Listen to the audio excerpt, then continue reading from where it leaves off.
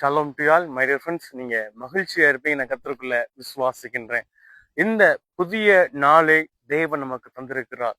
இந்த புதிய நாள்ல ஒருவேளை நாம் யோசித்து கொண்டிருக்கிற காரியங்கள், நம்முடைய சிந்தையை கசைக்கு பிழிந்து கொண்டிருக்கிற, சில வேளை விடுபட முடியாமல் தவித்துக் கொண்டிருக்கிற காரியங்களை தேவன் அறிந்திருக்கிறார். நீங்க யோசிக்கலாம், என்னால இப்படி இருந்து விடுதலை பெற முடியலையே, என்னுடைய நன்மை நான் சுந்தரிக்க முடியலையே, என்னுடைய ஆசீர்வாதமான ஆரோக்கியமான வாழ்வை நான் சுந்தரிக்க முடியலன்னு சொல்லி நீங்க கலங்கி கொண்டிருக்கலாம், தேங்கி கொண்டிருக்கலாம். இன்றைக்கு நம்முடைய தேவனாகிய கர்த்தர் அவருடைய வார்த்தையை நினைப்பூட்டுகிறார். என்ன அப்படின்னா, சத்தியத்தை நீங்கள் அறிவீர்கள், சத்தியம் உங்களை விடுதலையாக்கும். அனுதினமும் தேவனுடைய வார்த்தையை, சத்திய வசனங்களை நாம் ஏதோ ஒரு விதத்திலே கேட்டுக்கொண்டு, பார்த்து கொண்டு, வாசித்து தியானித்துக் கொண்டு இருக்கிறோம்.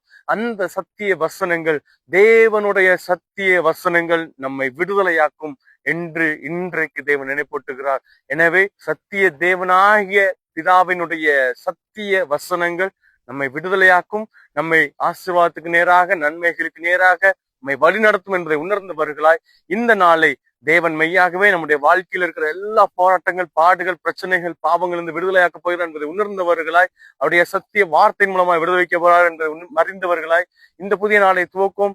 தேவன் தாமே நம்மை ஆசீர்வதிப்பார். God bless you all.